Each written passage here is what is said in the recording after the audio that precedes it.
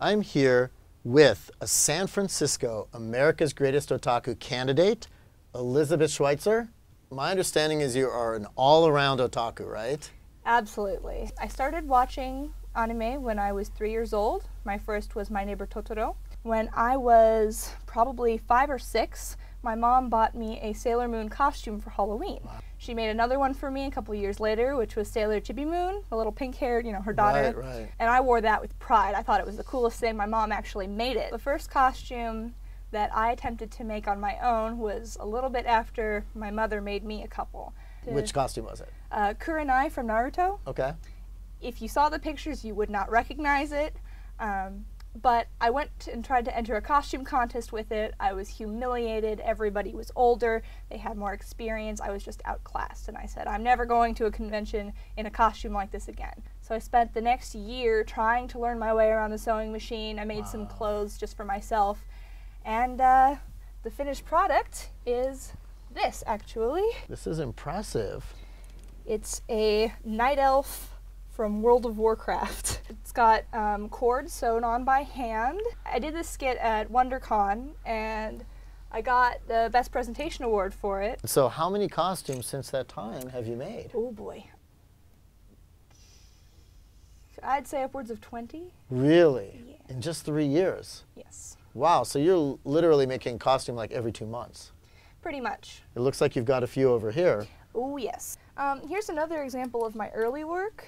It's actually part of the bodysuit that I used for Sango from Inuyasha. This was the first costume I actually ever won a craftsmanship award for.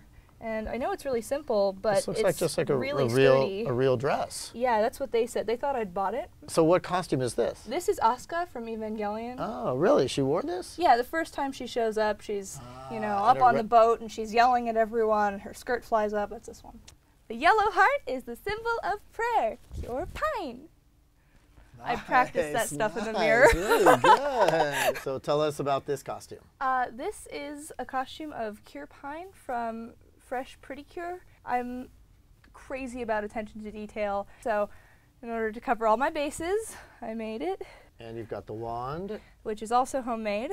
And your hair is different. Yes. That's a wig? This is a wig, and so was the other one. This one used to be platinum blonde. Wow. And the character's got like an orangey yellow hair, and I wanted it to look pretty natural. So I took ink, mixed it with alcohol, diluted that with water, sprayed it onto the wig and the hairpiece, which is actually a clip-on, which was a different blonde, so I had to dye them to match. Wow. What are some other types of otaku areas that you like? Oh my goodness. Well, I draw, mostly just poster-style sketches. I used to do manga, but I found that I am not the most talented writer, so until I find somebody whose writing is compatible with my art, I'm just going to hold off on that. I've got the skills for it, I just don't have the stories or the concepts yet. And I do sing. I'm actually part of a non-profit singing group that's based in Japantown. Can you sing a little for us here? Yeah. Yeah? What are you looking for? Sailor Moon.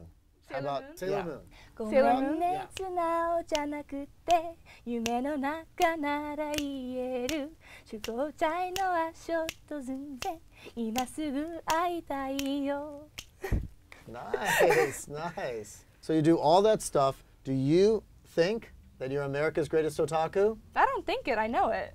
So you know you're America's greatest otaku. Absolutely.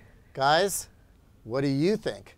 Elizabeth Schweitzer, nice job. San Francisco, possible America's greatest otaku.